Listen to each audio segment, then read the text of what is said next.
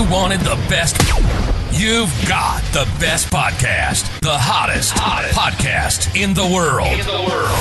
The Chris Voss Show, the preeminent podcast with guests so smart you may experience serious brain bleed. The CEOs, authors, thought leaders, visionaries, and motivators.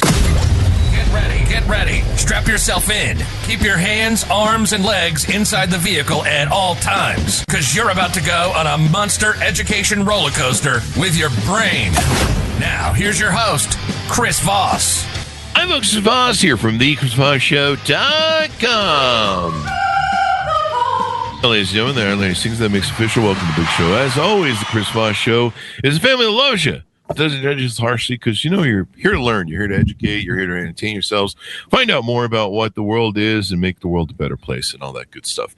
So we're going to get into it today. As always, refer the show to your family, friends, and relatives. Go to goodreads.com/Chris Voss, LinkedIn.com/Chris Voss, Chris Voss1 on the TikTokity and all those crazy places on the internet. Opinions expressed by guests on the podcast are solely their own and do not necessarily reflect the opinions of the host or the Chris Voss Show. Some guests of the show may be advertising on the podcast, but it is not an endorsement or review of any kind. Today's featured author is brought to you by Majestic Authors Media, specializing in strategic marketing and publishing to help authors reach their ideal audience and maximize their book success, turning powerful messages into global impact, one story at a time. Today, we have an amazing young man on the show. We're going to be talking about his book series, and we're going to get into it with him on some interesting novels that he is writing. The book is entitled Cold Ground, a Jack Decker novel, part of the Jack Decker series. This is book 1 of 1 in the series by Michael D. Jacquard. And we're going to talk to him about what's going on with this characters that he has in this book, what stories he's telling, and maybe some of the future stuff that he's working on. So we'll get into that. Michael is the author of the aforementioned book. It's his debut novel that was published in 2026. It is a fiction book rooted in a long career in special forces, the intelligence community, and a deep understanding of the lives of operators, special force soldiers, case officers, the men and women who do difficult work in difficult places, then are expected to come home and be ordinary. Jack Decker is his attempt to take that figure seriously, not as a superhero, but as a broken veteran, not only as a broken veteran, but as a whole person whose skills, history, and moral code make him both useful and difficult to live near. He lives in England with his family and is currently working on the second Jack Decker novel. Welcome to the show. How are you, sir? I'm well, thank you. How are you? Thank you, Michael. We're doing awesome. Give us your .coms, website, social media, wherever you want people to find out more about you on the interwebs. I have a website at mjacquard.com. I'm also on Instagram and Facebook, of course, social media. I dabble in it. Yeah, we all try and dabble in it. Some of us get more of it on us than others. It's kind of like a giant pig pen over there, so always fun. So, Michael, give us a 30,000 overview. What's inside your book, Cold Ground? Cold Ground is Jack Decker. He was in special forces for a number of years. Then he was recruited by the CIA, doing spooky stuff as a member of the ground branch. And he finally had enough. He decided to retire. He wanted to move to a small community up in Vermont. Just wanted to live a quiet retirement, reading, fishing, hiking, the usual stuff. And then a criminal cartel kind of moves into the area, upsets the balance of the small community, which he's kind of adopted as his town now, and gets involved, kind of reluctantly, but some of the tradecraft comes back, and he helps out the town's police chief, who is kind of more than a friend, female. And she comes over on Saturday nights bringing wine. They hang out together. Does she have a sister? No, I'm just kidding. I'm single. But so that's the gist of it. He's just trying to live a quiet life. He goes through, like I said, using some of the tradecraft and some of the personnel management skills that he's learned over the years. I try to avoid this on purpose. There's no running gun battles. There's no supercar chases. I was just trying to keep it real. Yeah. Yeah. Now, it's rooted in special forces intelligence community. Is this a personal experience of yours where you've lived that life? Well, I did spend quite a few years in the Army and special forces, traveling around the world, meeting interesting people and doing exciting things and getting paid for it. Nice. Once I left there, I became a consultant over in the United Arab Emirates, consulting to their national counterterrorism unit. Left that, and then I joined. I got a job over here in England with the Department of Defense, and working for the Defense Intelligence Agency as an intel officer for 20 years, and I finally retired from that. Oh, wow. So you write what you know, right? Yeah, that's, I guess, what Mark Twain said, right? Oh, yeah. Yeah. We have a lot of people like yourselves that come on the show that they've worked in the military or police officers, even like newspaper, the crime section of the paper that covers crime. They go out and see these things. And so you write what you know, and they tend to turn into great novelists because they know the guns, they know the danger, they know the play, they know the scenarios. I had one guy on the show. He just basically would change the names and rewrite some of the murder scenes that he came across, and it's great. You have that knowledge and that thing that can really help you build great stories, great novels, and then they sound realistic. Because, like, if I try to write a military novel, it like I would get written by every military guy in the world, like, you're holding the gun the wrong way, or that scope doesn't go with that gun, or what are you talking about? You have no idea, And so guys like yourself that have been in that sort of business and area and had exposure to it, you guys have working knowledge, and you can apply that to the books and just write these great books that people love. We try. It's also a curse when you go to a movie and you're with people and it's like, that's no way. That's not the way that works. That's how everyone would do it. My book, they'd be like, this guy clearly has never been in the military. He's, I'd be like, I'd be calling shit all weird. But so what was the aha moment? This is your first book. What was the aha moment that you had that was like, darn it, I'm going to sit down and write this thing?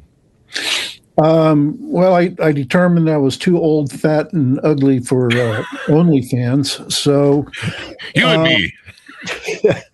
But no, I'd been toying with this idea for forever.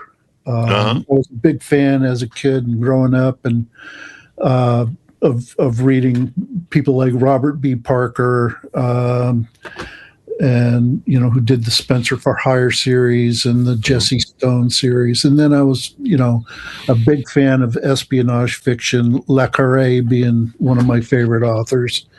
And I just figured, I'm going to write something. At first, it was going to be an autobiography that I would have had to label as fiction because it's just too weird. Then I decided to go with the Robert P. Parker type character and just sat down and started writing.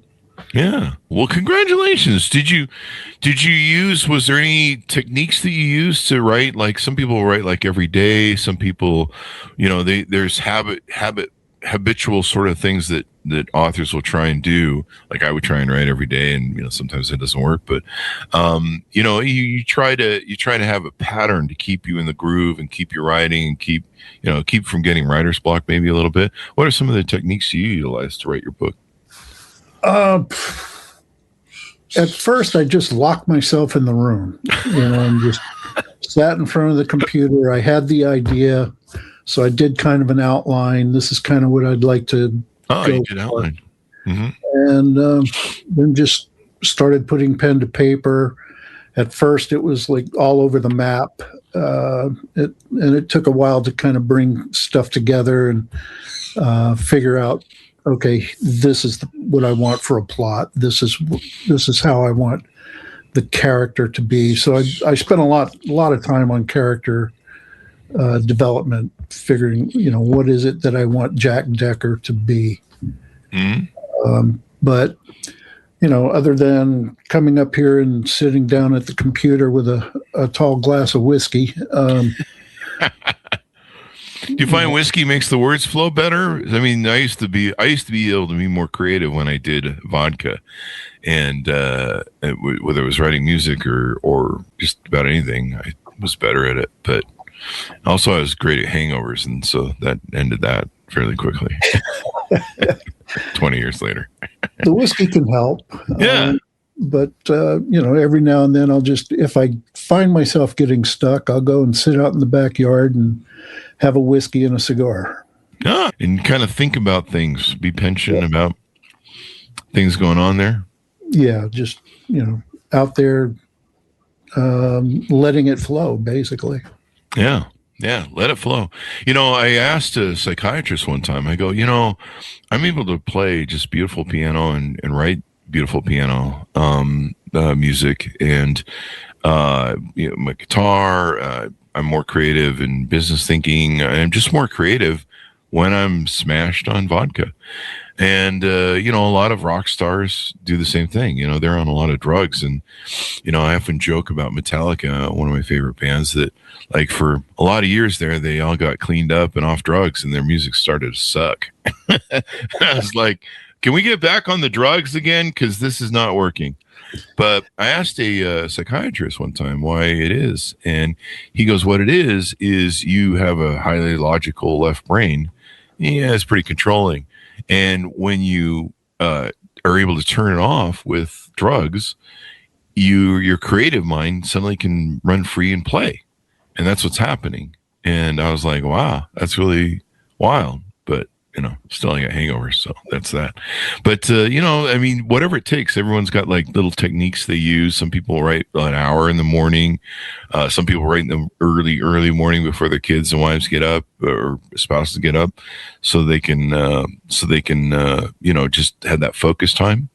And so it's great. And plus, it's daunting sometimes to do your first book. But I think the great thing about getting your first book done is once it's done, you can kind of look at it and go, okay, I know how to do this again, Yeah, I'm finding that, with the second book, I'm really still trying to find my voice as far as writing goes. So the second book's maybe a little different in style. The third book will definitely be different in style. Oh, really? Yeah. Okay. I'm already outlining that one, so... Do you find that outlining some people do that. They will outline a book and it really works for them. For me, I just do what I call puking on the page, and I just let it all bleed out and puke out and just go, and I don't worry about any commas or, I just let it flow. And it's either going to be good or it's going to be crap, or it's going to be something I can turn into something good. But, everyone's got their different way, and you just have to kind of find what works for you, right? Right. I don't think I outlined the first book. That was kind of a stream of consciousness. But the second book I definitely outlined. The third book I'm outlining now.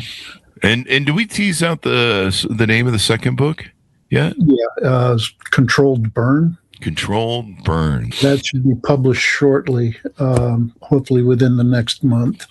Oh, so next month? Really? Wow. If everything comes together and all the editing and all that fun stuff. So what do you like this character so much? What is it that you find you think that appeals to the audience and the listeners, readers out there?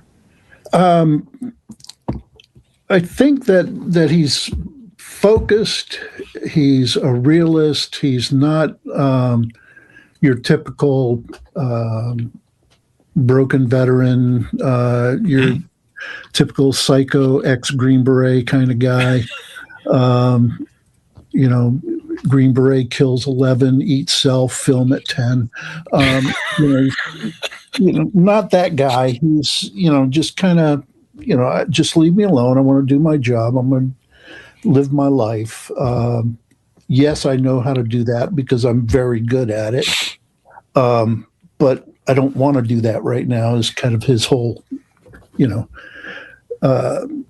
his whole vibe, I guess, is, I can kill you with this finger, but I'm not going to, but not the character that I wanted to show. I didn't want an Arnold Schwarzenegger out there, terminating people. I just wanted, like I said, trying to keep it real and show that, the moral complexities of some of the things that the people in that profession struggle with occasionally.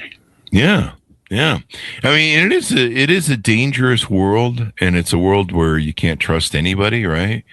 And so, you have to operate within the bounds of that sort of modus operandi with your mind and stuff. And when did you realize you could write books? Did you used to write maybe drafts or poems, or maybe write in your early years, and you just kind of were like eventually like, I think I might be good at this? Yeah, years ago, I would write short stories. I did blogging. I had a website where I would just post articles, things that interested me, and I would write. And then, I did poetry for a while. But then, I just it's been years, and I just thought, someday I'm going to do this. And well, someday's here. Someday's here. Well, congratulations. A lot of people do that. They're busy in life doing their things, and they find that when they get older, they've got the time to sit down and write things. Sometimes people retire and they just reach that point where they can do some stuff. And it makes all the difference in the world because they can now enjoy what they want to do. They've got the time to ponder it. And sometimes you just reach that age where you can look back and I've heard a lot of people around 50, they kind of have a mental wake up or brain wake up where you've got enough experience under your belt, maybe that need to breed and that ping in your brain to constantly be chasing girls or boys is kind of falling off, and so you're a little bit focused on like, hey, what is this world and what are we doing here, and I think you got a little bit more time to ponder, especially when you've lived a life where you've seen enough human nature to go, I think I understand what's going on here a little bit. Who is the Jack Decker character in your book modeled after, if any? I was afraid somebody was going to ask me that, but it's kind of an amalgamation of a lot of different people that I've known.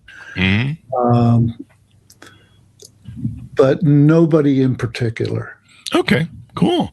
And would you say some of the book is autobiographical, maybe on your experiences, or is it amalgamation? See, I don't even know how to spell the word. It's Tuesday morning, Wednesday morning. Yeah, somewhere in there. But I wouldn't say there's anything biographical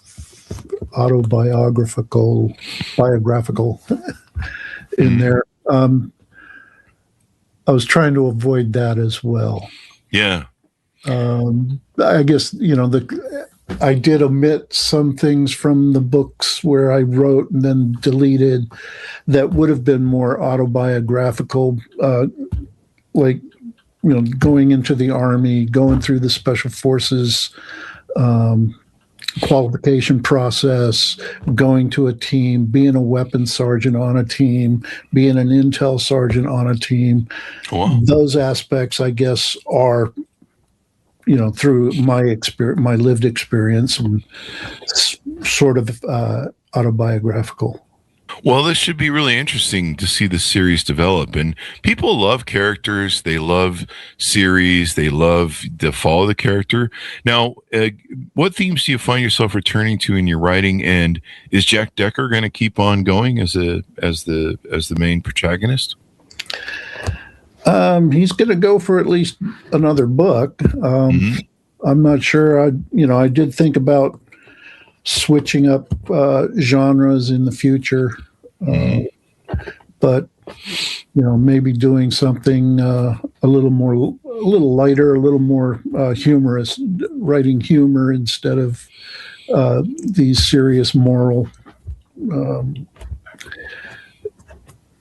conflagrations, or just They can be complex when you're dealing with issues, emotions, mental damage, maybe trauma, things of those natures. There's all sorts of things that you can get into with that, I'm sure. What do you hope? Book about my cat. I don't know. You're going to write a book about your cat, or you just joke? Is that? Let's see. Now, what do you hope people come away with when they read your books? I want them to come away with, not, in real life, these types of people that are doing this kind of stuff, they're not all, super action heroes. They're not all running gun battles. I want them to come away with, these are real people that have lives and try and balance the badness that they see and the evil in the world that they see, and try and kind of push that to the side while they live a normal life. Mm-hmm. Mm-hmm. It's interesting to balance these. I remember we had a French, basically the French version of the CIA on the show, and he'd gotten into some pretty interesting stuff, I believe Saddam Hussein and some other famous operatives. And he's like, it's really hard because you go live that James Bond type of life, and then you have to come home to a wife and several kids, and you have to, act like a normal human being. Not everyone's running around acting like James Bond. It'd be kind of an interesting world if everyone did, but I don't know. That's a movie for another time. I'll let Spielberg handle that one.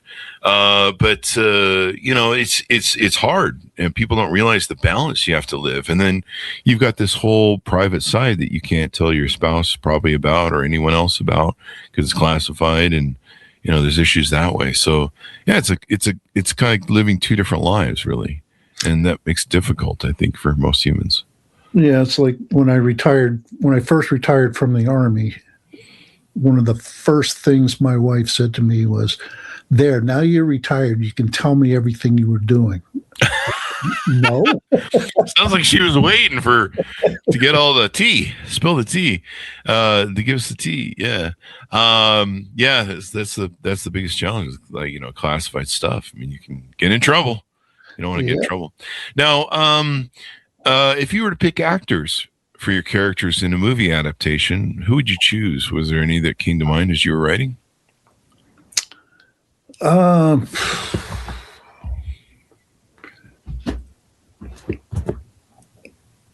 As Jack Decker, I would want.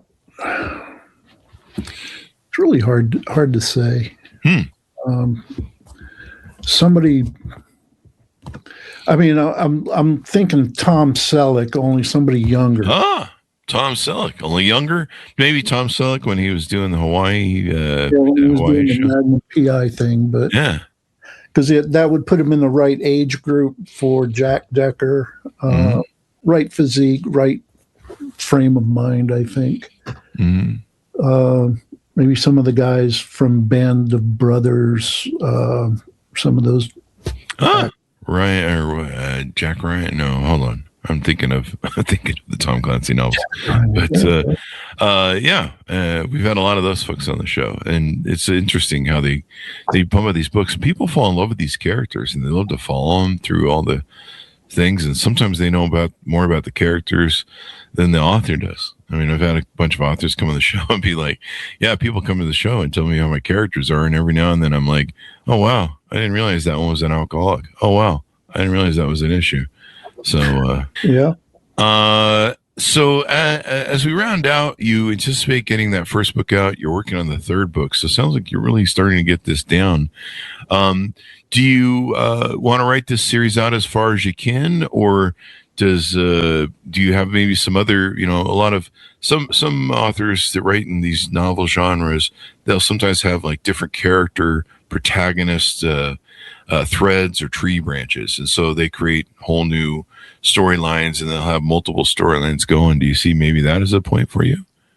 I have been thinking about that as well. Like some of the other characters in the series now, maybe branching off into their own stories. And that's the great thing about what you're doing. Like, I mean, you can pretty much, it's endless what you can do. You can do all sorts of stuff, right? That's true. I guess as long as I don't run out of whiskey, I'm not going to run out of whiskey. Well, I hear the millennials aren't drinking as much whiskey. In fact, the whiskey business is kind of in trouble over here in America. So you're either going to have to keep them in business yourself, or hopefully they will still flow. Well, it's been wonderful having the show. Give people a final pitch out to pick up your book, wherever books can be found, and all that good stuff. Well, right now you can find Cold Ground on Amazon. It's in paperback and Kindle. I probably will, within the next month, Controlled Burn will also be out there, both on Amazon and I guess where other books are sold. Working with the publisher now, and we'll see what happens. Well, that should be wonderful. And it's just so great to see people become burgeoning authors. We saw that during COVID. A lot of people got time off to write books, and boy, it really helped our show because it just flooded us with all these amazing authors who write books. And, you know, everyone's a first-time author at some point in their lives. And it started during COVID. yeah, it was a good time. We had a lot of people doing it. But, you know, hey, better late than never. And there is no such thing as late. I mean, most people really become successful and do well, like you and I in our 50s.